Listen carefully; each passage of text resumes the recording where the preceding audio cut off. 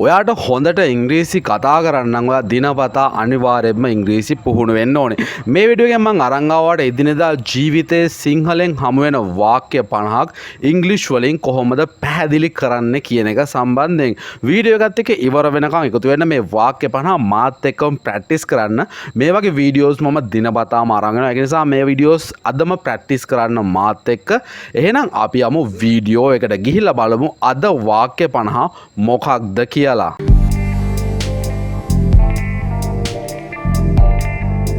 Will you accept my invitation? ඔයා මගේ ආරාධනාව පිළිගන්නවද? She has decided not to accept the job.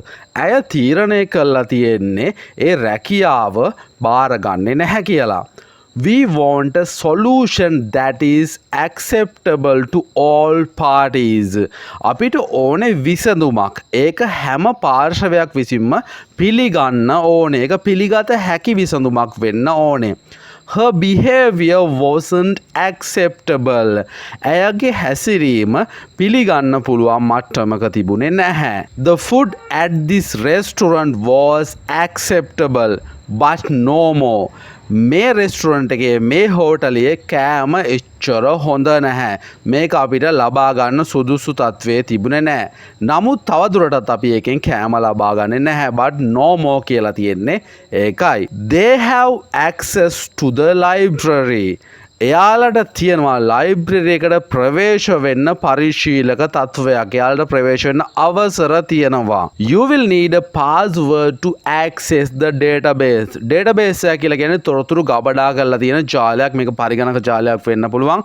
ඔයාලට password එකක් ඕනේ මේකට ළඟා වෙන්න නැත්නම් මේකට ඇතුල් වෙන්න නම්. The software enables you to access the internet in seconds.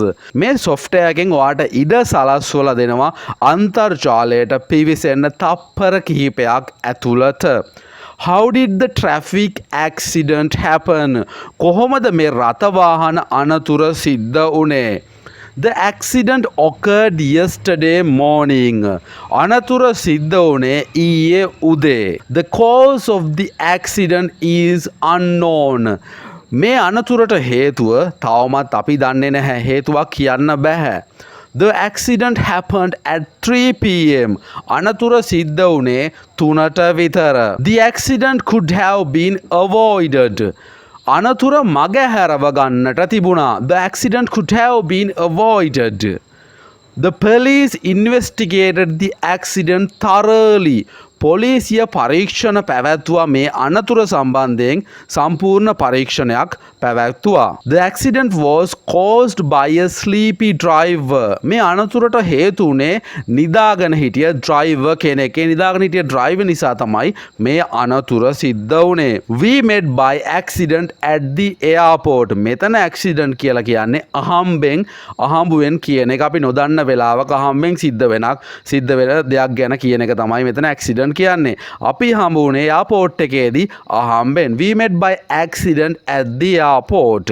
This is an accidental error.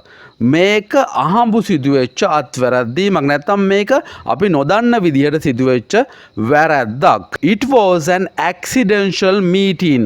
ඒක අහම්බු හමුවීමක්. Have you got cover for the accidental damage? අහම්බෙන් සිදුවෙච්ච මේ හානියට ඔයාට ආවරණයක් ලැබුණද? I accidentally deleted the file. මම අහම්බෙන් ඒ ෆයිල් එක මැකුවා.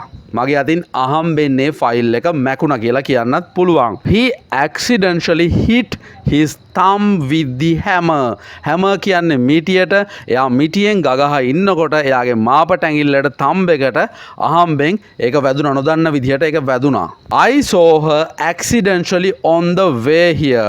මෙහෙට එන පාරේදී මං එයාව අහම්බෙන් දැක්කා. I accidentally stepped on her foot. මම දන්නේ නැතුව නොදන්න කමින් එයාගේ කකුල උඩට ගියා. නැත්නම් කකුල පෑගුණා මගේ අතින්. Hotel accommodation is included in the price of the tour. Hotel පහසුකම් නැත්නම් නවාතැන් පහසුකම් ඇතුළත් කරලා තියෙන්නේ මේ ටුවර් එකේ මිලට. they are not sure they could provide accommodation for the whole group. එයාලට විශ්වාස නැහැ මුළු කණ්ඩායමටම එයාලට නවාතැන් පහසුකම් දෙන්න පුළුවන්ද කියලා. We need accommodation for 7 adults and 2 children. අපිට අවශ්‍යයි නවාතැන් පහසුකම් වැඩිහිටියන් 7 දෙනෙකුටයි ළමයි දෙන්නෙකුටයි. Are you sure you don't want me to accompany you? ඔයාට විශ්වාසද මම ඔයත් එක්ක එන්න ඕනේ නැහැ කියලා. He suggested that I accompany him to the party. ඔහු යෝජනා කළේ මා සමග පාටියට එන්න කියලා. May I accompany you home? මම ඔබව ගෙදර එක්ක යන්නද? According to the weather forecast, it will rain tomorrow.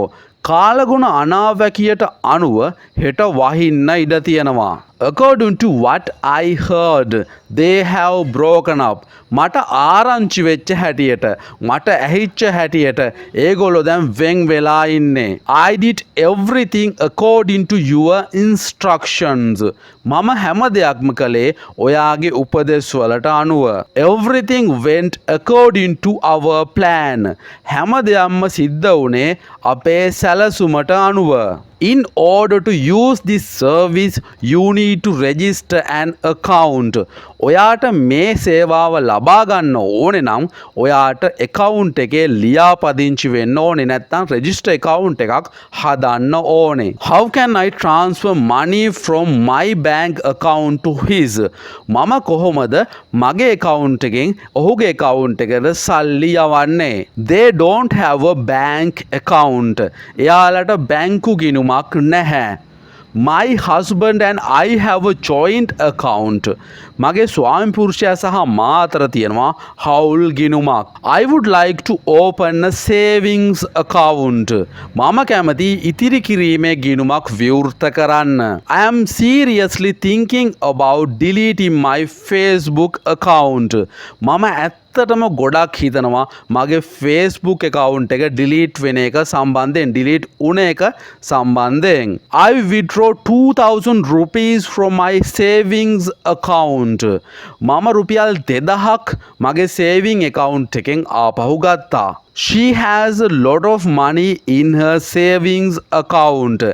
ඇයගේ savings account එකේ ඉතිරි කිරීමේ ගිණුමේ විශාල මුදල් ප්‍රමාණයක් තියෙනවා. Here is my account number. මේ තියෙන්නේ මගේ ගිණුම් අංකය. Accurate measurement is very important in science. නිවැරදි මිනුම් ඉතාමත් වැදගත් විද්‍යාවේදී. He is very accurate in his work. ඔහුගේ වැඩවලදී ඉතාමත් නිවැරදි. ඔහුගේ වැඩ ඉතාමත්ම නිවැරදිව කරනවා. This data isn't accurate at all. කිසිසේත්ම මේ තොරතුරු නිවැරදි නැහැ. මේ දත්ත නිවැරදි නැහැ. It's difficult to accurately predict the weather. නිවැරදිවම කාලගුණය පුරෝකථනය කරන්න බෑ. ඒක හරි අමාරුයි. It is important to answer these questions accurately. මේ ප්‍රශ්නවලට නිවැරදිවම පිළිතුරු දෙන එක ඉතාමත්ම වැදගත්. Can you measure accurately with this ruler? මේ කෝදුව භාවිතා කරලා දිගම මයින කෝදුව භාවිතා කළා ඔයාට නිවැරදිවම මනින්න පුළුවන්ද? The police accused him of murder. පොලිසිය ඔහුට චෝදනා කළා තියෙනවා මිනීමැරුම සම්බන්ධයෙන්. He was wrongly accused of theft. හොරකම සම්බන්ධයෙන් ඔහුට වැරදියට තමයි චෝදනා කළා තියෙන්නේ.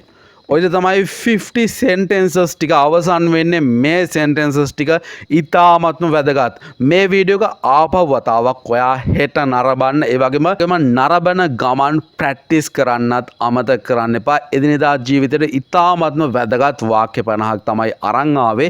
මේ වගේ වීඩියෝස් විශාල ප්‍රමාණයක් ඉදිරියටත් අරන් එන්න සූදානම් කරලා තියෙනවා. ඒක නිසා අනිවාර්යයෙන්ම channel එක subscribe කරලා එකතු වෙන්න.